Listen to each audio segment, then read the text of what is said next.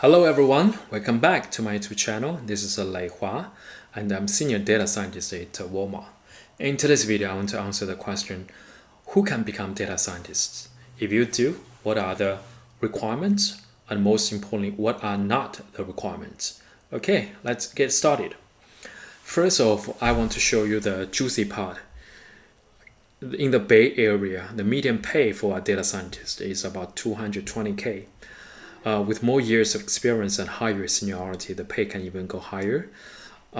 It's safe to say, data scientists, we are well compensated for our work, and I hope the pay inspires you guys to become a data scientist. So data science is a very new term. It became popular after the publication of a Harvard Business Review article in 2012. Since its publication, the entire data science field just exploded. Maybe it's because the title of the article. The title was Data Scientist, the Sexy Job of the 21st Century.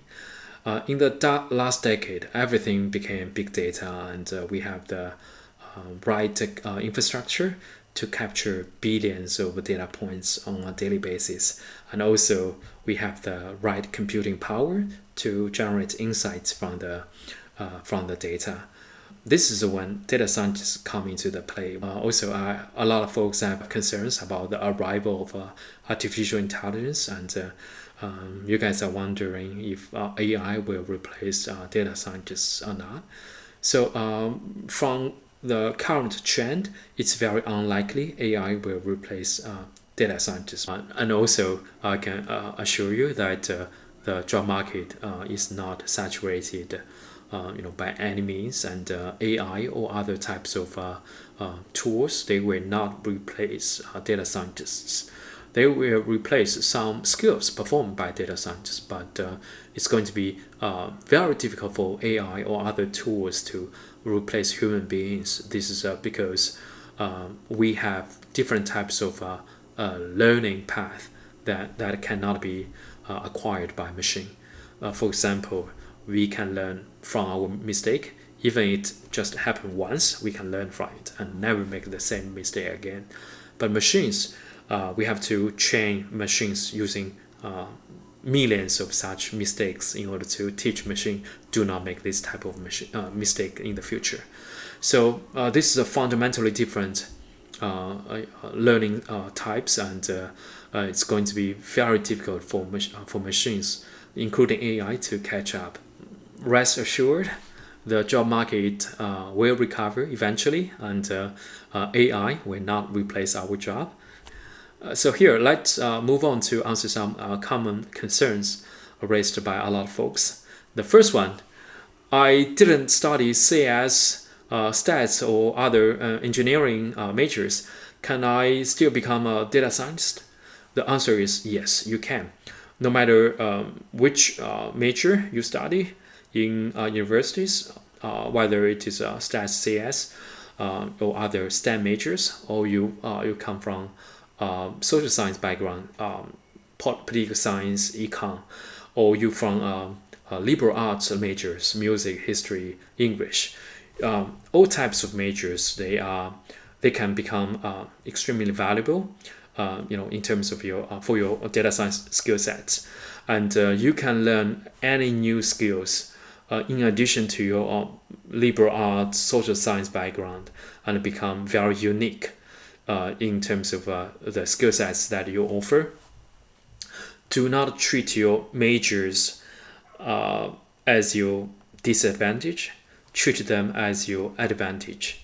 For example, here, if you study music in universities, right now we have so many streaming music such as Spotify.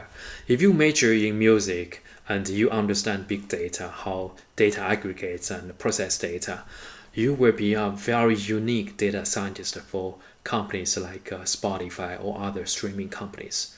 So do not never treat your majors as a disadvantage. Treat it as a very unique value proposition, and pivot your entire skill sets toward around your value propositions or your unique skill sets. Okay, so the second very common concern is I'm new to coding. Can I still become a data scientist? Or I don't know how to write code in Python or R or other languages. Can I still become a data scientist? The short answer is yes, you can. Whether you can write good code now is not a big issue.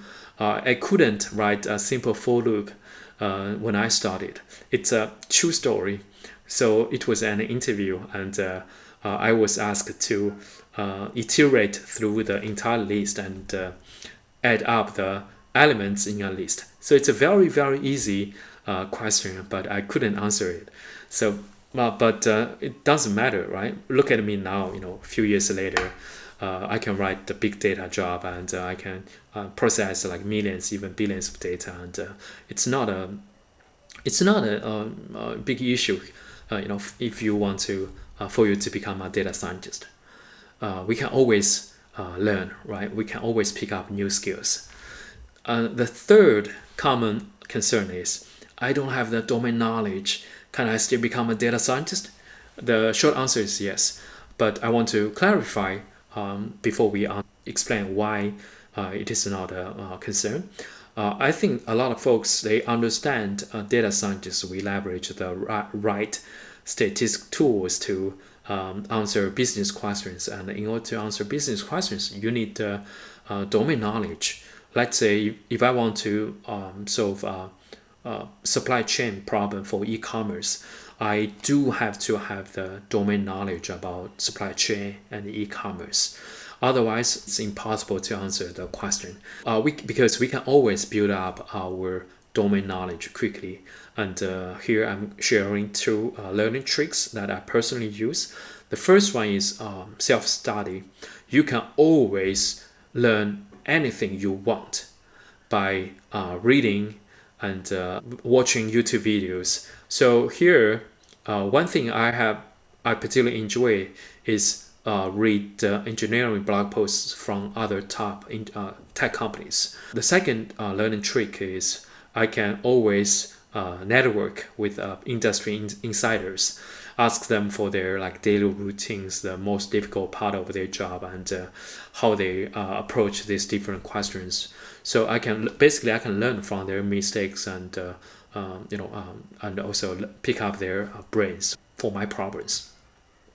After addressing the common concerns, let's move on to the main course. What are the hard requirements of becoming a data scientist? The first hard requirement is, are you interested in data storytelling? So here's my background. I started as a PhD student in political science, and I have another master's degree in statistics. When I started, I never thought I would become a data scientist, but one thing is, as a PhD student, I needed to write a lot of research papers.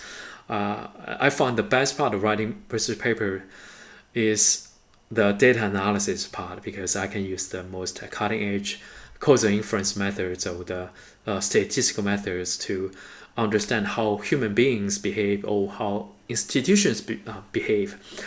So it's very, very interesting and intellectually rewarding experience for me. So over time, I became very interested in data analysis, and because I have a very strong interest, I decided to learn more. Because I learn more, I received some very positive feedback from my learning, and because I have learned so much, I became even more interested. And you can see there's a very positive feedback loop. Because of the feedback loop, learning is not painful. It becomes extremely rewarding and exciting for me. If you want to become a data scientist, check if you're interested in data storytelling. The second hard requirement is, do you love learning? Are you curious about the unknowns? So previously we addressed the concern, whether you can write good code or not is not a problem for becoming a data scientist. Coding is one thing. It's okay if you do not understand the stats, machine learning, or other hard requirements or hard skills of becoming a data scientist. The most important part is you have a growth mindset, and Having a growth mindset means you want to pick up new skills and you want to keep learning and update your knowledge graph and to become more knowledgeable about a specific field. Having a growth mindset is way more important than your current status, because you can always iterate and improve over time and become more knowledgeable in a specific domain. So my 2 cents here, we have talked about 2 hard requirements. The first one is you are interested in data storytelling. The second one is you want to learn. So if you meet 2 requirements, I would strongly recommend you seriously consider a career in data, whether data analyst, data engineering, and or data scientist. If you meet one out of these 2 requirements, I would strongly recommend you to try it out. You'll never know. Maybe you become more interested in data storytelling after trying a few projects. Okay, this case happened to me. Hope you guys enjoyed today's video, and see you soon. Bye.